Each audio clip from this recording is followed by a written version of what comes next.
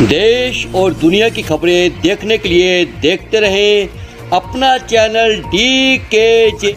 आज हम फिर से पहुंचे हैं प्रेमनगर के दशहरा ग्राउंड में, जहां पिछले 70 वर्षों से भी अधिक से दशहरा मेला मनाया जाता है। लेकिन पिछले कुछ समय में इस ग्राउंड की हालत बद से बदतर हो गई थी और कुछ ऐसे व्यक्ति जो सच में सनातन धर्म से प्यार करते हैं, अपने पर्व को मनाना चाहते हैं और प्रेमनगर की एकता को बनाए रखना चाहते हैं, उन्होंने आवाज़ उठाई और हमारे चैनल के माध्यम से इसको कवरिंग में लिया गया। सरकार की नींद खुली और इस ग्राउंड पर युद्ध स्तर पर कार्य शुरू हुआ। आज मैं कैमरामैन से कहूँगा कि चारों तरफ घुमा के दिखाएं कि आज ये ग्राउंड देखो फिर से सामान्य स्थिति में होने वाला है और सामान्य से भी बेहतर होने वाला है। यहाँ पर पिछले 15 दिनों से युद्ध स्तर से काम चल रहा है और हम उम्मीद करते हैं कि दशहरा पर्व से पहले यह ग्राउंड फिर से हर वर्ष की भांति तैयार होगा। नमस्कार, DKJ न्यूज़ में आपका स्वागत है। दशहरा ग्राउंड पर युद्ध स्तर पर काम चल रहा है। इसी विषय को लेकर हम बात करेंगे दशहरा कमेटी के महासंयोजक राजीव पुंजी से और जानेंगे कि पर्व को मनाने के लिए कैसी चल रही हैं इनकी तैयारियां। धन्यवाद मोहन भाई। ग्राउंड की परिस्थितियों को देखते हुए बहुत लोगों ने हमारा मनोबल भी गिराया। बहुत लोगों ने हमसे ये कहा कि इस बार आप दशहरा कहाँ करोगे, वहाँ पर कार्य चल रहा है, वहाँ मिट्टी के ढेर लगे हुए हैं, वहाँ बहुत अव्यवस्था है। हमने हर किसी को यही कहा कि जैसी प्रभु की इच्छा होगी वैसे ही कार्य होगा, जैसे वो आज तक कराते आए हैं वैसे ही आगे भी होगा। इसी क्रम में हमने सबसे पहला कार्य जो किया कि रावण बनने का काम शुरू करा, क्योंकि अगर रावण ही नहीं बनेगा तो जलाएंगे कहाँ। लेकिन जब हमने रावण बनने का काम शुरू किया, उसके बाद मेरी मुलाकात ठेकेदार जो आदरणीय गुप्ता जी हैं उनसे मेरी मुलाकात भी हुई व्यक्तिगत तौर पे, और उनसे मैंने सारी अपनी बातों की चर्चा की। उन्होंने मुझे आश्वस्त किया कि जो भी परिस्थितियाँ अभी आपको दिख रही हैं, थोड़ा सा बारिश का मौसम रुक जाएगा तो युद्ध स्तर पर आपको काम होता हुआ दिखाई देगा और आप निश्चिंत रहें, दशहरा आपने यही मनाना है। और इसके लिए हमें भी शासन से, प्रशासन से, विधायक स्तर से, सब जगह से ये भी निर्देश है कि इसको शीघ्र व्यवस्थित करके दशहरा मनाने की व्यवस्था सुनिश्चित की जाए।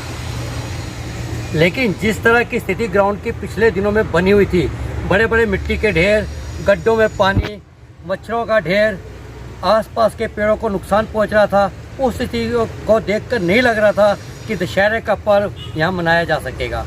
लेकिन जब इस बात को धर्म प्रेमियों ने, सनातन धर्म वालों ने और प्रेमनगर के उन लोगों ने जिनको सच में प्रेमनगर से प्यार है, इस बात को हमारे चैनल के माध्यम से उठाया, शासन प्रशासन की नींद खुली और यहाँ पर काम तेज़ी से शुरू हुआ। मैं धन्यवाद करना चाहता हूँ हमारे आदरणीय DM साहब का, CDO महोदया का और हमारे संजय गुप्ता जी का, जो इस कार्य को करा रहे हैं, कि इन्होंने उस बात की इम्पोर्टेंस को समझा, उसके महत्व को समझा और इस बारे में निर्णय लेकर शीघ्र इस काम को शुरू करवाया। संजय गुप्ता जी ने मुझे बहुत स्पष्ट तरीके से आश्वस्त किया था कि भैया आप निश्चिंत रहें, ये कार्य दशहरे से पहले बिल्कुल कंप्लीट होकर आपको मिलेगा, चाहे मेरा काम रुक जाए, आपके दशहरे पर्व में कोई अड़चन नहीं आएगी। और इसी प्रकार से जो आपने पेड़ों की भी बात की, पेड़ों की जो संरक्षण करने के हमारे भाई राम कपूर हैं, उनसे भी हमारी लगातार बात भी की, संपर्क भी था। हम चिंतित इस बात से भी थे कि पेड़ों को कोई नुकसान न पहुंचे। बहुत मेहनत से यहाँ पर इन पेड़ों की परवरिश करके इतना बड़ा और हरा भरा कराया गया है।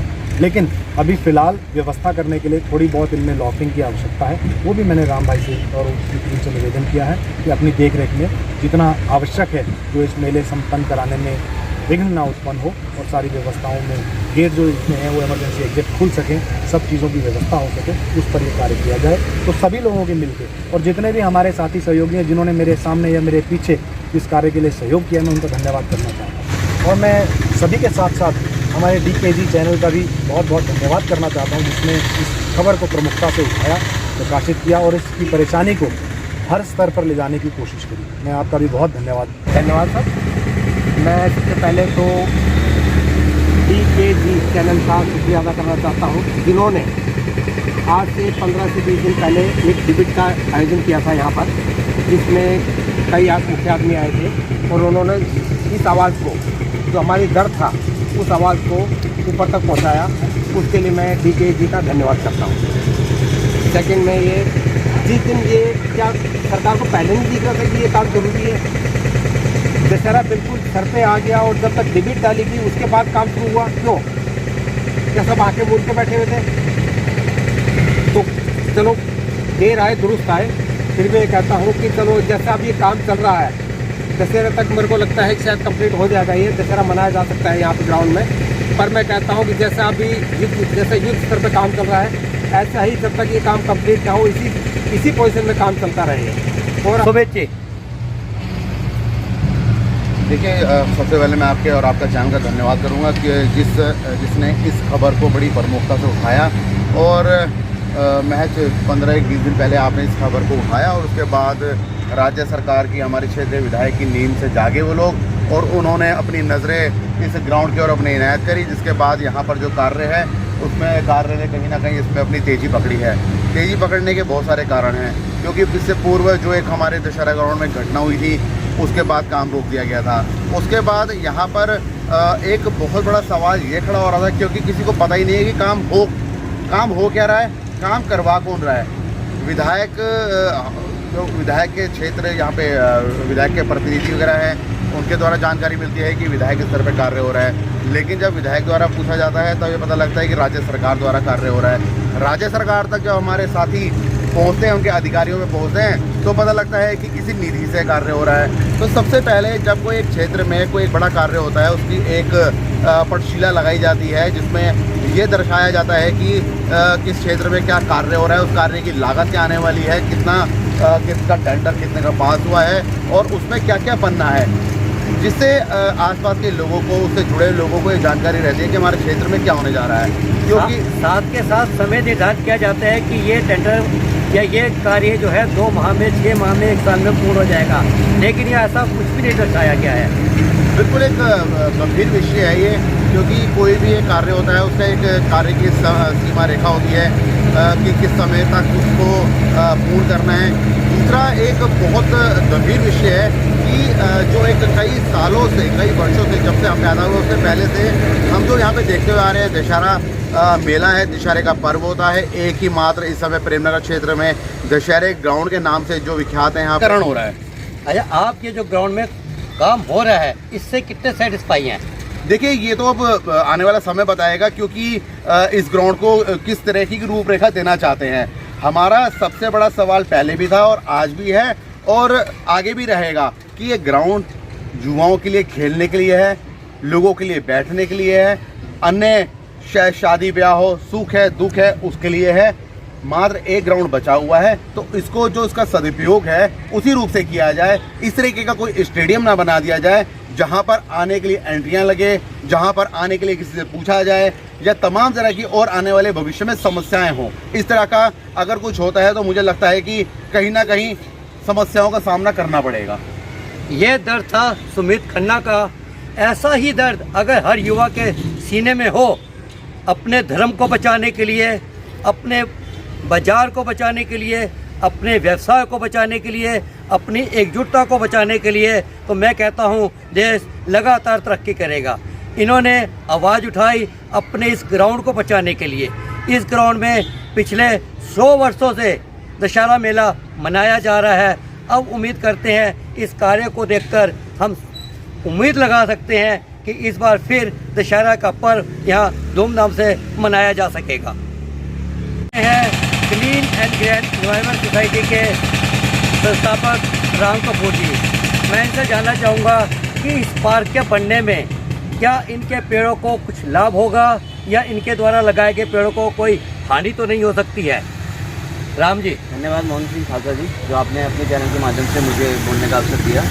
जैसे कि आपने बोला कि यहाँ पर डेवलपमेंट कार्य चल रहा है जो कि ऑलमोस्ट पूरा ही हो चुका है। आपके सवाल का जवाब देना चाहूँगा कि पेड़ों को कोई नुकसान हुआ है या नहीं हुआ है। अभी तक तो कुछ ऐसा नुकसान नहीं हुआ है, क्योंकि मेरे द्वारा पहले भी वीडियोग्राफी और फोटोग्राफी पूर्व में की जा चुकी है डेवलपमेंट कार्य से पहले, और इस बारे में मेरे द्वारा ऑलरेडी जो यहाँ के कॉन्ट्रैक्टर हैं उनको हिदायत दे दी जा चुकी है कि अगर कोई भी भविष्य में पेड़ों को नुकसान होता है तो मेरे द्वारा लीगल एक्शन किया जाएगा, फिर चाहे आप कोई भी हों, कहीं से भी हों। तो अभी तक तो वो ठीक है, लेकिन जो दशहरा ग्राउंड की स्थिति है इस बारे में समझ नहीं आ रहा है, क्योंकि पूरे के पूरे जो हमारे लोकल निवासी हैं वो कोई भी इस डेवलपमेंट के फेवर में नहीं है। उसके पीछे सबसे बड़ा रीज़न ये है कि ये ग्राउंड अपनी नैसर्गिक सुंदरता खो चुका है इस डेवलपमेंट कार्य के चलते। जैसे सुबह शाम बच्चे यहाँ पर क्रिकेट खेलते थे, फुटबॉल मैच खेलते थे, आज की दशा में जिस तरह से सीमेंटेड पूरा ये ट्रैक बन जाएगा तो मुझे नहीं लगता ये फुटबॉल और क्रिकेट सब कुछ संभव हो पाएगा। इसका मतलब ये है कि बच्चों का बचपन छीनना निश्चित है। बूढ़े बुजुर्ग अपना टहलते थे, सुबह शाम बैठते थे, लेकिन वो भी अब संभव नहीं लग पा रहा है इस डेवलपमेंट कार्य के चलते। अच्छा राम जी, दूसरी बात यह है कि क्या आपको लगता है कि ये जो युद्ध स्तर पर पिछले 15 दिनों से हमारी खबर के बाद सरकार की नींद जागी और इस पर 15 दिनों से लगातार युद्ध स्तर पर काम चल रहा है, क्या ये पर्व से पहले पूर्ण हो जाएगा? बिल्कुल खालसा जी, जो 15 दिन पहले आपने भी खबर चलाई थी, हमारे द्वारा, सुमित भाई के द्वारा, जसोरिया भाई के द्वारा अपने वक्तव्य दिए गए थे, तो ये आपकी खबर का बहुत बड़ा असर हुआ है जो यहाँ पर काम युद्ध स्तर पर शुरू हुआ है। और मुझे पूरी उम्मीद है ये काम जो है 10 दिन के अंदर कंप्लीट हो जाएगा।